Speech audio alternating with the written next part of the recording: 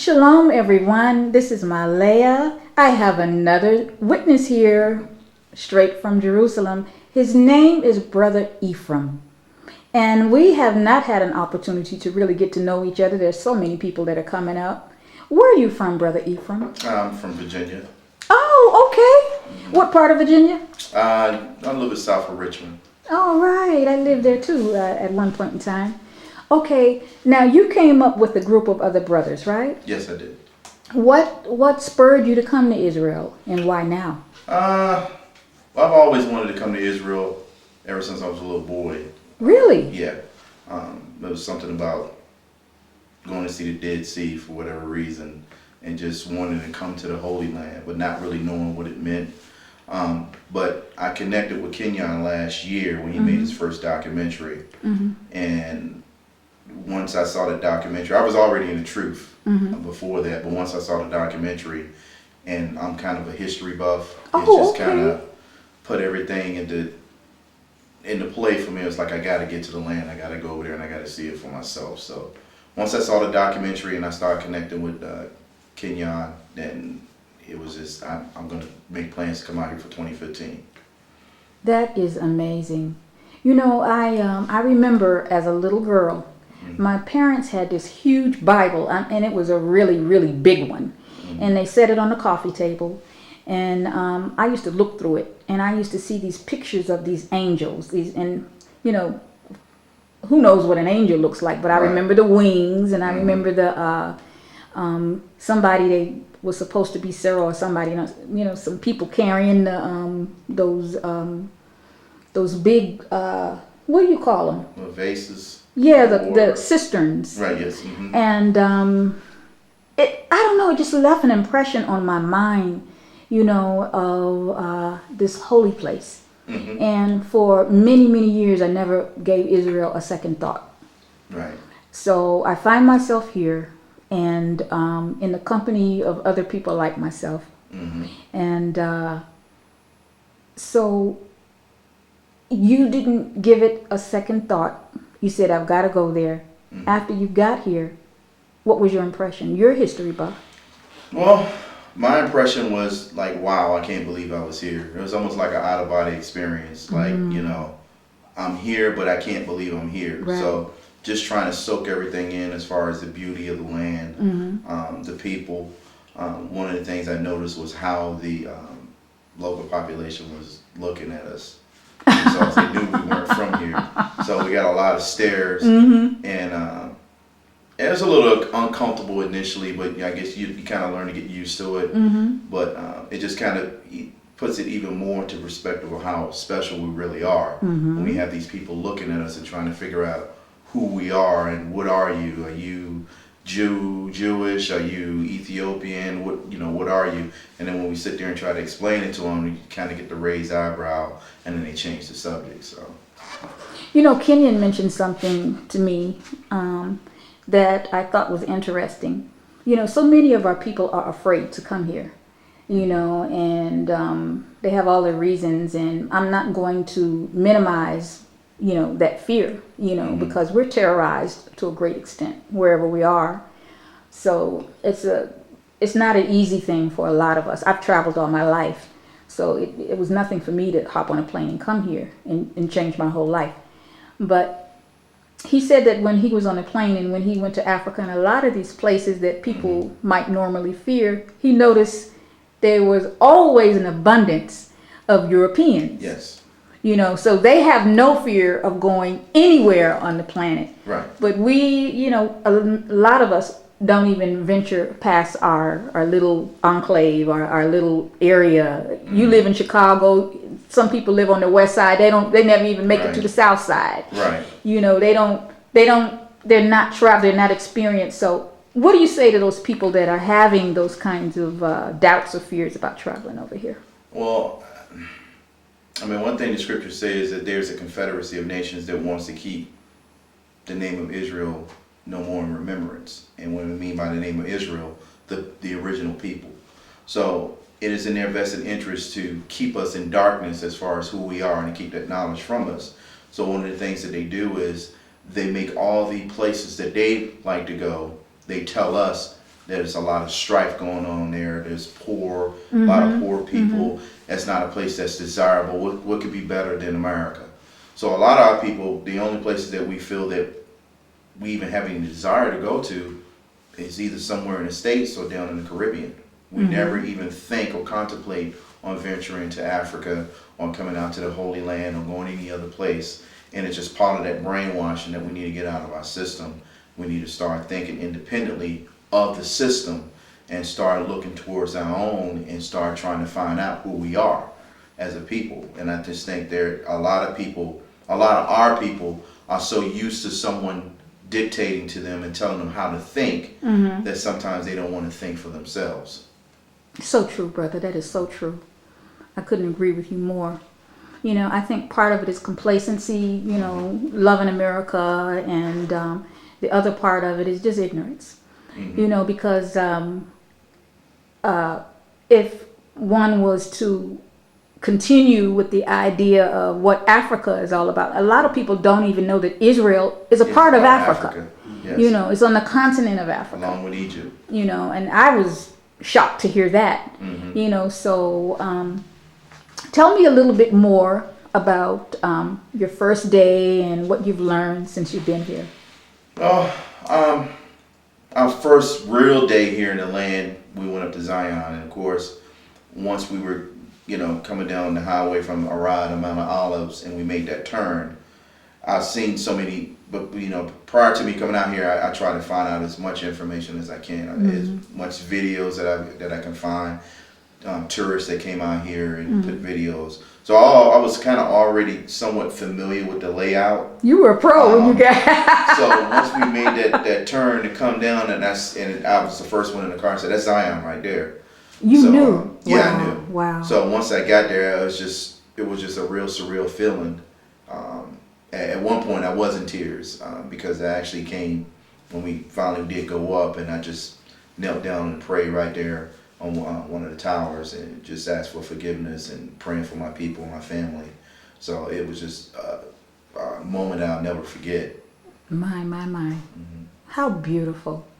And like I said, I'll say it again, I feel especially honored because I've been here all these years, and there's so many people that came here as part of the original community of Hebrew Israelites and left. And they didn't get an opportunity to witness what I'm witnessing. You know, I was the only one from the community in Dimona that was a part of this Passover ceremony. And so I'm always going to take pride in that, and I'm always going to keep that, you know, close in my heart, the significance of that, you know, just to be a part of the first, you know, after so many years, you know. The lamb and the supper and all of that, you know, the clips are all online now, and so what are you going to take back? I'm just going to take back what our responsibilities are now to the rest of our people. Okay. We have a responsibility to everything that we've learned and experienced. We have a responsibility to put it all together and share it with those that are not familiar with this and have no idea on what it is, to try to get them the confidence and the knowledge to want to come out here and seek the face of the Most High, so that we can be put back in our proper place, because we are His chosen children, and there's certain expectations that He has of us, but we got to cleanse ourselves of this system that we living in the States. So I said to the group that I feel like that next year, you know, each one of us should bring at least another person with us. Each one reach one. And that'll assuredly double our numbers. At least one person, you know. So that's what I'm hopeful, and I really believe in my heart that's what's going to happen. So I've got so many pictures and video clips and stuff that I want to share with my family and put on, you know, social media and stuff. So you know what we really need to do, Efrem? We need to get a Facebook page, and we need to, you know, document, put all our pictures up that we want to put up, you know, and we need to call ourselves the Fabulous 12 or whatever we want to call ourselves, and just have all of that information there, and you know, say what you felt. You know, okay, so I'm sore, but I'm still. You know, I felt, you know, like I really was so sore after the third day. I was like, oh my God. I felt like Bethany called it a boot camp, and I felt like I was in the Hebrew Israelite boot camp. Right. Really, I did. But there's so much more to see. Yes. You know, it's like you're like on another planet when you get out there on the land, and you're saying, okay, this is the gate of Benjamin. This is the gate of Ephraim, or Ephraim as you like to say. And to stand in the gates of where the ancients went through. That is a feeling that's indescribable. And you can call yourself a Hebrew Israelite all you want. But in my mind, this is just my personal opinion, and it doesn't have to necessarily be correct. But in my mind and in my heart, how can you call yourself a Hebrew Israelite and not want to come to your father's house? You know, not show your face. That's like a family reunion and you don't show up. Everyone else is seated at the table, but there's somebody that's missing. Right. You know, so we've got the Sudanese that are here. You know, we got the Ethiopians that are here. We got everybody here except the son. You know, so what else did you want to say? Because this is an incredible journey. Any really highlights, something that you just have to say? I'm just, words can't describe how blessed I feel to have the Most High choose me to get this information. And I give all honor and praise to Yahuwah and His Son Yahusha, because not everybody gets it. Prior to me coming out here, I put together probably about an hour and a half PowerPoint presentation with my family and friends. Oh wow! With and I did it from a standpoint of not preaching and telling them that you're wrong and what you believe, but from an information standpoint of just giving them historical information with scriptures to back it up. But I did it from a standpoint because so many of our people have no idea who they are in that book. So I did it from a standpoint of letting them know who they are. I started with what does hallelujah means, because of most of our people that go to church, they know what hallelujah is. They sing it in praise songs, but you'll be surprised how many doesn't actually know what it means. So when I explain what does hallelujah means, and it's the highest praise to the Father's name, Yah, then I go into, well, Yah is the Father's name, what does Lord mean? And then I go into the explanation of Lord and God as being titles. And then I go to the transatlantic slave trade database and type in the name Yah. And you pull up all the slaves that has the Father's name in it and what their tribal origins are. And then I go into a standpoint of, well, what does Igbo mean? What does Tola mean? Yes. How do these slaves that had Hebrew connections, how did they get that if the original Hebrews were from the land? So I just started from a foundation of that. And for the most part, most of the family, well, that's good, and then they go back to sleep. But I did have a couple of them that was genuinely interested and wanted to know how it was going. So I just feel honored and blessed that the Father chose me, not only to receive this information and understand it and have a desire to want to learn more, but more importantly, to come out here and trust Him and actually seek His face in the physical. I'm literally here in the land, on His gates, seeking His face and asking for forgiveness. So not many of us, and I was talking to a couple of other brothers, I said, out of all our people that are in the captivity, how many of us actually has this information and know the truth? Not that many. So, well, I just have to say that you know beyond a shadow of a doubt that if you're the sheep, you're going to hear the Most High's call. And He's calling His home. And you know that because of the particular time that we're in. We know that there is the last series of the 4 blood moons. And there will not be another series of 4 blood moons for another 1,000 years. We know there's a prophesied period of time of 1,000 years of peace on the planet. And so we know that when you put all of this into the proper context, we know that there have always been major events that have taken place during the series of the 4 blood moons. And because we can look at that, we have a time frame. Yes. So you heard the call. You came.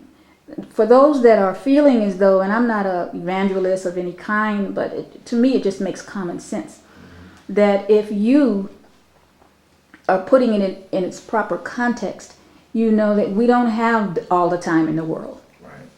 You know, you need to get up and come. And we're not saying live here. Right. We're saying that you honor your Father by being there. You know, at least coming and seeing. Because it's an undescribable experience. That's all I can say. It's indescribable. You know. Hallelujah. Yes. So that's a wonderful work that you're doing. You know, and it looks like now we've got people from New York. We've got people from Texas. We had some brothers that came up from Germany, and they came speedily and went back. You know, so this is and it's like a rainbow coalition, and that's that warms my heart so much, because we see, you know, a rainbow coalition of people coming up, and even the Jews are going there. They want to get their blessing. Yes, you know? And I was really surprised at the number of them that were out there in tents, out there in Zion, because their rabbis told them to come. And our people, you know, won't get off the couch. You know, we got to turn this around. We really do have to turn this around. But I'm glad we were able to be here to represent our people, and to show and say, hey, look, we're here, and we're going to continue to grow in numbers. Yeah, so they can get used to seeing us here. Yes, they're going to get used to seeing us. Yes. Okay, Brother Efrem, I want to say thank you so much. And I hope and pray that you will be part of the fabulous, magnificent group of 12 or whatever that we want to refer to ourselves next year. You know, and more. We'll have more, and you'll bring that extra person back next time. Yes. Okay. So God bless. And to all of you out there, we love you so much. Peace out.